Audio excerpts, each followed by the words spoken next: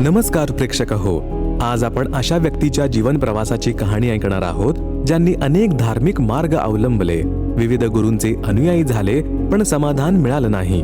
शेवटी एका पुस्तकाच्या माध्यमातून त्यांना असं ज्ञान मिळालं ज्याने त्यांच्या संपूर्ण जीवनाला कलाटणी दिली.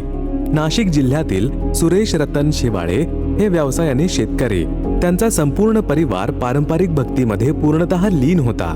33 कोटी देवी देवतांची भक्ती, गड किल्ल्यांवर जाऊन सेवा करणे, गणपती बसवणे, सत्यनारायण पूजा, तीर्थयात्रा या सर्व भक्ती मार्गांचा त्यांनी अवलंब केला.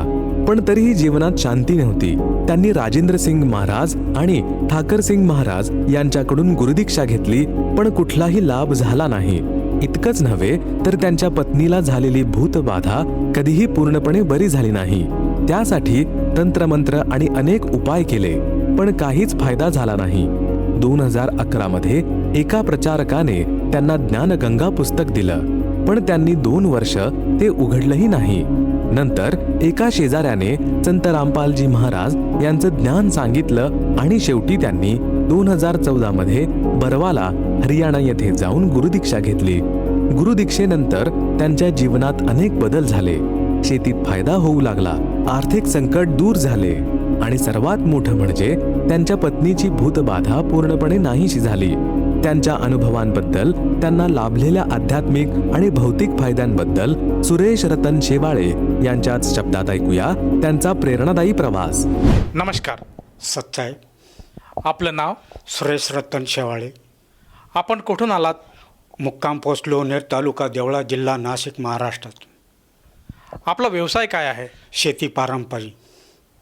संत रामपालजी महाराजांची गुरुदीक्षा आपण कधी घेतली? 2014 मध्ये घेतली. संत रामपालजी महाराजांची गुरुदीक्षा घेण्या अगोदर आपण व आपला परिवार कोणती भक्ती साधना करत होतात? हिंदू धर्माप्रमाणे आपले 33 कोटी देवदेवतांची सर्वांची भक्ती करत होतो आम्ही. गडावर जाणे, शिर्डीला जाणे, तीर्थावर जाणे अशी सर्व भक्ती करत होतो आम्ही. त्याच्या आधी गणपती बसवणे, गणपतीचा 10 दिवस पारायण करणं, सत्यनारायण पूजा करायची, नंतर शेवटच्या दिवशी महाप्रसादाचाच कार्यक्रम करत होतो आम्ही. सर, जसं तुम्ही सांगत आहात की महाराष्ट्रामध्ये जी प्रचलित पारंपरिक भक्ती साधना आहे ती भक्तिविधी आपण करत होतात. मला विचारायचं आहे की आपण या व्यतिरिक्त आणखीन काही गुरु धारण केले होते का? मी राजेंद्र सिंग महाराजांना गुरु धारण केलेलं होतं. त्यांच्याकडून गुरुदीक्षा घेतलेली होती 1998 मध्ये. मग ती 2 वर्ष भक्ती केली आम्ही. त्या भक्तीमध्ये काहीतरी लाभ मिळत नव्हता. परत ठाकरसिंग महाराजांकडे आम्ही गुरुदीक्षा घेतली. ती भक्ती आम्ही कमीत कमी 10 वर्ष करत राहिलो, संपूर्ण परिवार. मग त्याच्यापासून आम्हाला काहीच लाभ मिळत नव्हता. मग तांत्रिकाकडे जाणं वगैरे असं सर्व काही चालत होतं. आपल्या पत्नीला प्रेतबाधा होती, ते कुठेच थांबत नव्हतं. कसमावादी पट्ट्यामध्ये जेवढे तांत्रिक होते, झाडफूस सारे करत होतो आम्ही. त्याच्याने कुठलाही लाभ झालेला नाही. सर, जसं तुम्ही सांगत आहात की आपण राजेंद्र सिंग महाराज यांनासुद्धा आपण गुरु धारण केले होते, त्याचप्रमाणे ठाकूर सिंग महाराज यांच्याकडनं सुद्धा आपण गुरुदीक्षा घेतली होती, परंतु यातून आपल्याला कुठल्याही प्रकारचं समाधान मिळालं नाही. मला हे विचारायचं आहे की संत रामपालजी महाराजांचा मार्ग आपल्याला कसा कळाला आणि आपण त्यांच्या शरणात कसे आलात? 2011 मध्ये लोणेर इथे फिरता नारळाचा कार्यक्रम होता. तिथं आपले संत रामपालजी महाराजांचे सेवेकरी आलेले होते. ते ज्ञानगंगा पुस्तकाचा प्रचार सेवक करत होते. त्यांच्याकडून मी 10 रुपयाला पुस्तक घेतलं. ते पुस्तक 2 वर्ष घरामध्ये ठेवलं. ते उघडूनसुद्धा पाहिलेलं नाही. त्याच्यानंतर मी एक मालेगाव तालुक्यात तांत्रिकाकडे गेलो. त्या तांत्रिकाकडून आपल्याला पत्नीला दाखवलं. तिथं एका जणाने सांगितलं संत रामपालजी महाराज जे आहेत ते पृथ्वीवरती एकमेव संत आहेत.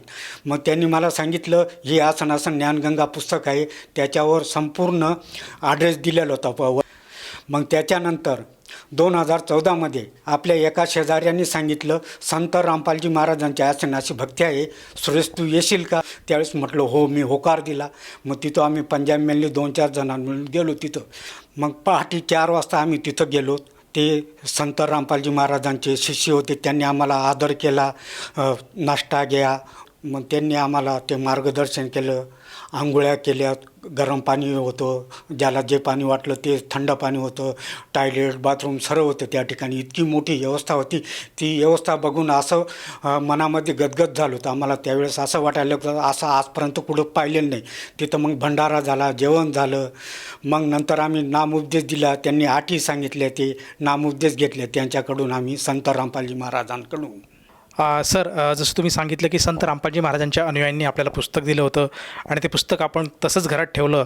परंतु काही संत रामपालजी महाराजांचे जे काही अनुयायी होते त्यांनी आपल्याला मौखिक असं सांगितलं की आपल्याला जर संसारामध्ये सुख पाहिजे असेल तर आपण संत रामपालजी महाराजांची सद्भक्ती घेतल्याशिवाय पर्याय नाही.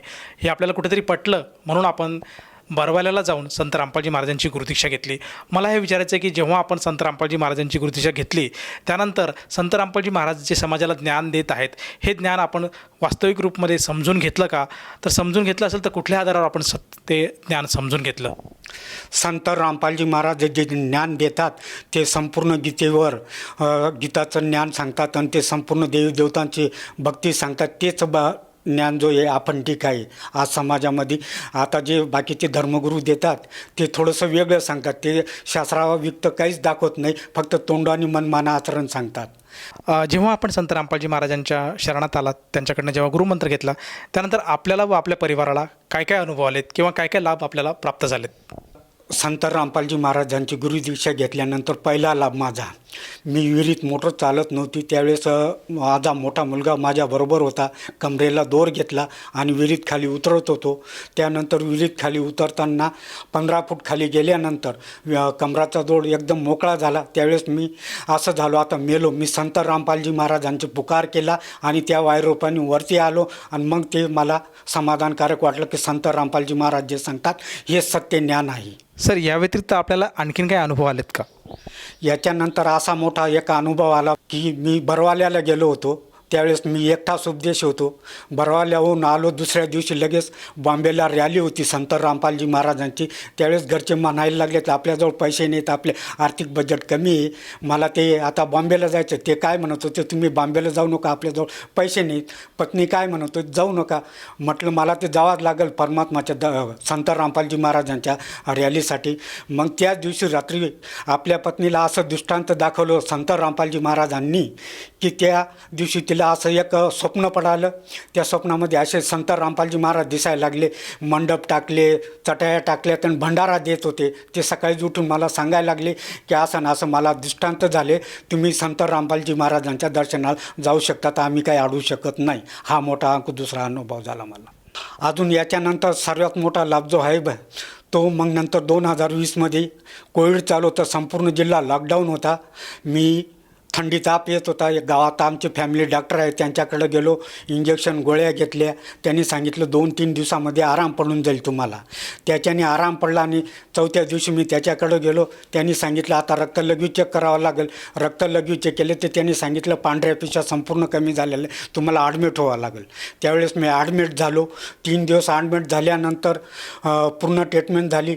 त्याच्यात काही फरक पडाला नाही. आणखी परत त्यांनी सांगितलं तुम्हाला रक्तलघवी चेक करावं लागेल. रक्तलघवी चेक केलं तर पूर्ण लाल पिशा कमी झाल्या, एकदम जळून गेल्या. मग ते म्हणायला लागले तुम्हाला आता मोठ्या दवाखान्यामध्ये ॲडमिट व्हावं लागेल. मग त्यावेळेस त्यांनी फोन लावला देवळ्याला फोन लावला. तिथं एकही दवाखाना चालू नव्हता. परत त्यांनी सटाण्याला फोन लावला. सटाण्याला एकच हॉस्पिटल चालू होता, तिथं जा म्हणून त्यांनी चिठ्ठी करून दिलं. आम्ही संध्याकाळी 4 वाजता तिथं गेलो. त्यांना तो रिपोर्ट दाखवला. त्यांनी पण सांगितलं तुम्हाला ॲडमिट व्हावं लागेल. ॲडमिट होऊन गेलो. दुसऱ्या दिवसापर्यंत त्यांनी मेडिकल वगैरे सर्व तिथंच होतं. ट्रीटमेंट चालू केली. जवळजवळ माझा मोठा मुलगा माझ्याबरोबर होता. त्यांनी सांगितलं हे ट्रीटमेंट खूप महाग आहे बापू, आपल्याजवळ एवढे पैसे नाही, आपण घरी जाऊ आणि तिथं ट्रीटमेंट वगैरे घेऊ. मग म्हटलं चालेल. मग मी डॉक्टरांकडे त्याला पाठवलं. डॉक्टरांना विचारलं, त्यांना आम्हाला सुट्टी घ्यायची. मग डॉक्टर म्हणे तुम्हाला सुट्टी ते घेता येईना आणि तुम्हाला थांबावं लागेल. नाही म्हटलं आम्हाला ते जावंच लागणार आहे. मग डॉक्टरांनी सांगितलं, मी त्यांना सांगितलं ही सलाईनची नळी काढून दे. ते मला म्हणत होते की तुम्हाला ती नळी काढता येणार नाही, ती ती नळी फार महाग आहे, तुम्हाला ॲडमिट व्हावं लागेल कुठेतरी. नाही म्हटलं आम्हाला घरीच जायचं. त्यांचं बिल चुकतं करून आम्ही घरी आलो. घरी गेल्यानंतर माझा लहान मुलगा म्हणाला, ज्ञानेश्वर म्हणाला, आपण संत रामपालजी महाराजांना प्रार्थना लावून बघू. त्या दिवशी आम्ही संध्याकाळी प्रार्थना लावली. तिकडून उत्तर आला की तुम्ही उद्या दुपारी 12 नंतर तुम्हाला उत्तर येईल. ती प्रार्थना तुम्ही ऐकून ते करा. मग दुसऱ्या दिवशी परत फोन लावला, त्यांचा उत्तर आला. ते म्हणाले तुम्ही आता कुठलेच औषध गोळ्या वगैरे काही घेऊ नका आणि घरीच आराम करा आणि परमात्माचं नामस्मरण करा आणि ज्योतिपाठ नाही ते पाठ लावून तुम्ही संकल्प करून घ्या. असं करून मी 5-6 दिवस घरीच राहिलो. परत मग 5-6 दिवसानंतर त्याच डॉक्टराकडे गेलो. मी ही नळी काढून द्या. तेव्हा तो डॉक्टर माझ्याकडे तोंडाकडे बघत होता. म्हणे ही नळी अजूनपर्यंत काढली नव्हती की नाही. म्हटलं म्हणजे तुम्ही कसं काय क्लिअर झालं. म्हटलं असं संत रामपालजी महाराजांकडे गेलो होतो मी. त्यांच्या कृपा आशीर्वादाने माझी तब्येत ठीक झाली म्हटलं. सर, जसं तुम्ही सांगत आहात की करोना काळामध्ये आपण भयंकर असे आजारी पडला होतात आणि आपल्या रक्ताच्या चाचण्यासुद्धा केल्या गेल्या होतात. तर ते काय त्यावेळेस जे आपण रिपोर्ट केले होते, ज्या काही चाचण्या केल्या होत्या, त्याचे रिपोर्ट जे आहेत ते आपल्याबरोबर आज आहेत का आणि दर्शक ते पाहू शकतील का? हो आहेत. ते रिपोर्ट आहे माझ्याजवळ. ते रिपोर्ट सर्व चाचण्या आहेत, सर्व वगैरे ते दाखवलेले आहेत. हा रिपोर्ट आहे. या संपूर्ण चाचण्या आहेत. त्यांनी सांगितलं होतं तुम्हाला कोविड-19 पण चेक करावं लागेल. त्यानंतर त्यांनी परत सांगितलं तुमच्या लिव्हरला किडनीला सूज आहे, तुम्हाला मोठ्या डॉक्टराकडे ॲडमिट व्हावं लागेल. ते संत रामपालजी महाराजा कृपेने कुठलीही गोळी औषध कुठेही ॲडमिट झालो नाहीत. आम्ही त्यांच्या आशीर्वादाकृपेने एकदम ठीक आहोत आजपर्यंत. अजून एक मोठा लाभ असा झालेला, आमच्या पत्नीला जे काही म्हणजे आज प्रेतबाधा म्हणतात, कोणी भूतबाधा म्हणतात, तो लाभ असा झालेला का मी संपूर्ण कसमावादी पट्ट्यामध्ये संपूर्ण तांत्रिक वैद्वानी झाडाफूस सर्व करून पाहिलेलं होतं. त्याच्यासाठी माझ्यावर कर्ज झालेलं होतं. ते कर्ज जवळजवळ फिटत नव्हतं. मी एकरभर जमीन विकली आणि त्याचाही कुठेही लाभ झालेला नव्हता. त्यानंतर ठाकरसिंग महाराजांकडे आम्ही मालेगावसाठी गेलो होतो. तेवढ्याचसाठी गेलो होतो. ठाकरसिंग महाराजांनी डोक्यावर हात ठेवून आशीर्वाद दिला आपल्या पत्नीला. त्याचाही काही लाभ झालेला नाही. शेवटी रामपालजी महाराजांकडून मी गुरुदीक्षा घेऊन आलो आणि त्या दिवसापासून आमच्या घरामध्ये रमिनी, संध्या आरती, नित्यनेम चालायला लागले. त्या दिवसापासून ती संपूर्ण प्रेतबाधा भूतबाधा संपूर्ण एकदम ठीक झालेली आहे. आजपर्यंत त्याच्यावर काहीच विलाज केलेला नाही आम्ही. त्याला आता जवळजवळ 40 वर्षापासून तो आजार होता. तो आता 10 वर्षापासून कुठेच काही नाही. सर, जसं तुम्ही सांगत आहात की संत रामपालजी महाराजांच्या सद्भक्तीमुळे आपल्याला व आपल्या परिवाराला बरेचसे लाभ प्राप्त झाले. प्रामुख्याने करोना काळामध्ये जो आपल्याला आजार जडला होता, जे काही आपल्या चाचण्या केल्या गेल्या होत्या, त्यातून आपल्याला जे रिपोर्ट्स होते ते पूर्णपणे पॉझिटिव्ह होते. आपले रक्तपेशी ज्या कमी झालेल्या होत्या, त्याचप्रमाणे आपली परिस्थिती अतिशय दैनंदिन झाली होती. परंतु अशा बिकट परिस्थितीसुद्धा आपण दवाखान्यामध्ये जाऊन वेगवेगळ्या ठिकाणी आपण चाचण्या केल्या. त्याचप्रमाणे जी ट्रीटमेंट आहे कुठल्याही प्रमाणात आपण ती ट्रीटमेंट पूर्ण केली नाही. आपल्याला जे डॉक्टरांनी सल्ले दिले होते की आपण ॲडमिट व्हायला पाहिजे, परंतु आपण त्या अशा भयंकर काळामध्ये सुद्धा आपण कुठल्याही दवाखान्यामध्ये ॲडमिट झाले नाही आणि केवळ घरीच राहून आपण संत रामपालजी महाराजांची सद्भक्ती केली आणि परमात्माने आपल्याला अशा भयंकर आजारातून आज बिना औषधाचं बाहेर काढलेलं आहे. हा मोठा चमत्कार संत रामपालजी महाराजांनी दाखवलेला आहे. तर ह्या आपल्या अशा अनुभवातून आपले जे समाज बांधव आहेत, जे आपले आप्तेष्ट आहेत, नातलग आहेत, मित्रपरिवार आहे आणि जो भक्त समुदाय आज TV चॅनलच्या माध्यमातून आपल्याला बघत आहेत, या सर्वांना उद्देशून आपण काय संदेश द्याल? माझी कळकळीची विनंती आहे सर्व भक्तांना. संत रामपालजी महाराजांचे पुस्तक आहे ज्ञानगंगा, जगण्याचा मार्ग. तिथून नाही ते TV चॅनलवर, मोबाईलवर, यूट्यूबवर, फेसबुकवर असं ते सर्व सत्संग येतात आणि मला जे लाभ झाले ते सर्वांनी ते संत रामपालजी महाराजांकडून गुरुदीक्षा घ्यावी आणि त्यांचं पण कल्याण करून घ्यावी अशी माझी कळकळीची विनंती आहे सर्व भक्तांना. सर, जसं आज तुम्ही समाजाला साथ घालत आहात, आवाहन करत आहात की एकदा तरी संत रामपालजी महाराजांचं ज्ञान समाजाने समजून घ्यायला हवं आणि त्यांच्याकडनं गुरुदीक्षा घेऊन आपल्या जीवनाचं कल्याण करायला हवं, तर ह्या भावनेतनं एखाद्या साधकाला वाटलं की आपणसुद्धा संत रामपालजी महाराजांची गुरुदीक्षा घ्यावी, तर ती व्यक्ती संत रामपालजी महाराजांची गुरुदीक्षा कशी घेऊ शकेल? TV वर सत्संग चालतो. TVच्या खाली एक पट्टी चालते. विविध चॅनलवरती ते नंबर दाखवले जातात. त्या नंबरावर तुम्ही कुठेही कॉन्टॅक्ट करा. मग ते कॉन्टॅक्ट केल्यानंतर ते सांगतात तुमचे जवळचे नामदान केंद्र कुठे आहेत. तिथं विनाशुल्क तुम्हाला नामदान केंद्र सांगू शकतात आणि ते नामदीक्षा फ्रीमध्ये मिळू शकतं. सर, जसं तुम्ही सांगत आहात की संत रामपालजी महाराजांचे आज जगभरात जिल्ह्यामध्ये नामदान केंद्र आज उपस्थित आहेत. त्या ठिकाणी त्या नामदान केंद्राची माहिती, जो सत्संगाचा कार्यक्रम चालू आहे, जो कार्यक्रम चालू असताना टी व्हीवर काही मोबाईल नंबर दिसतात. त्या मोबाईल नंबरवर जर साधकाने संपर्क साधला तर त्याला अगदी जवळच्या जिल्ह्यामध्ये जे काही नामदान केंद्र आहे तिथला पत्ता तिथं मिळू शकतो आणि तिथे जाऊन ती व्यक्ती नामदीक्षा घेऊ शकते. मला हे विचारायचं की ह्या नामदीक्षेसाठी त्या व्यक्तीला किती पैसे मोजावे लागतात? तिथं 1 रुपयासुद्धा लागत नाही. तिथं उलट आपल्याला भक्ती करण्यासाठी जे मंत्राचं कार्ड राहतं ते फ्रीमध्ये दिलं जातं. तिथून ते एक पुस्तक राहतं भक्तिबोध म्हणून, ते फ्री दिलं जातं. आपल्याला रक्षासूत्र दिलं जातं. तिथं 1ही रुपया घेतला जात नाही. धन्यवाद. सच्चाई. संपूर्ण विश्वामध्ये 500 पेक्षा जास्त नामदीक्षा केंद्र आहेत जिथे निशुल्क नामदीक्षा दिली जाते. निशुल्क नामदीक्षा प्राप्त करण्यासाठी आणि अधिक माहितीसाठी संपर्क करा 7030303951 7030303952. अद्वितीय आध्यात्मिक ज्ञान वाचण्यासाठी, पाहण्यासाठी आणि ऐकण्यासाठी संत रामपालजी महाराज ॲप अवश्य डाउनलोड करा किंवा आमची वेबसाईट www.jagatgururampalji.org वर विजिट करा.